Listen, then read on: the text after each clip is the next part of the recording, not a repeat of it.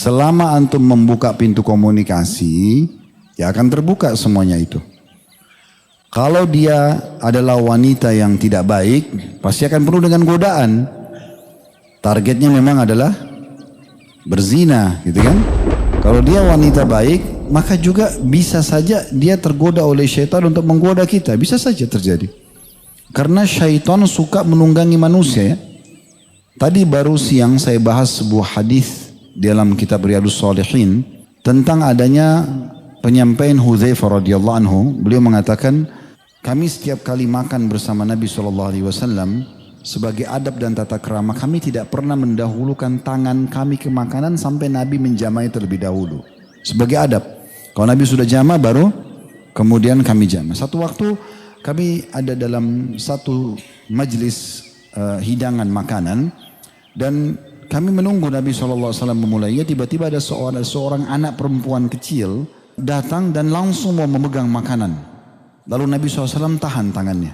Kemudian tidak lama setelah Nabi SAW tahan tangannya, ada satu laki-laki Badui, Arabi dalam bahasa Arab, dari padang pasir. Dia datang juga mau menjamah makanan itu. Nabi SAW tahan juga tangannya. Kemudian Nabi SAW mengatakan kepada para sahabat, sesungguhnya tadi yang mendorong anak perempuan ini untuk menjamah makanan ini dan juga orang Badui ini adalah syaitan. Dan perlu kalian tahu, demi zat yang jiwaku dalam genggaman, demi Allah, sesungguhnya pada saat saya menahan tangan keduanya, tangan syaitan sedang ada di tangan mereka. Supaya mengambil makanan itu dan mereka lupa baca bismillah, makanannya diambil oleh syaitannya. Jadi syaitan itu terlibat dalam pandangan mata yang kita lihat, telinga yang kita dengar, tangan kita jamah. Kita harus hati-hati sekali. Dia bisa terlibat. Jadi kadang-kadang kita nggak menggoda, tapi kita digoda. Itu terjadi. Kalau kita bisa menahan iman, oleh karena itu kita coba tutup pintu-pintu. Saya pernah kasih solusi terbaik dalam masalah ini. Kita ibaratkan, kalau ada godaan nih, ibarat kita sedang berada di satu rumah, rumah itu jebol temboknya. Dan kita berada di malam hari, udaranya dingin, hujan lagi. Bagaimana caranya supaya kita aman? Maka ada beberapa opsi. Opsi yang pertama, kita pakai selimut saja. Pakai selimut, kita merasa dinginnya berkurang. Mungkin kalau ada nyamuk juga berkurang karena ada selimut yang kita pakai.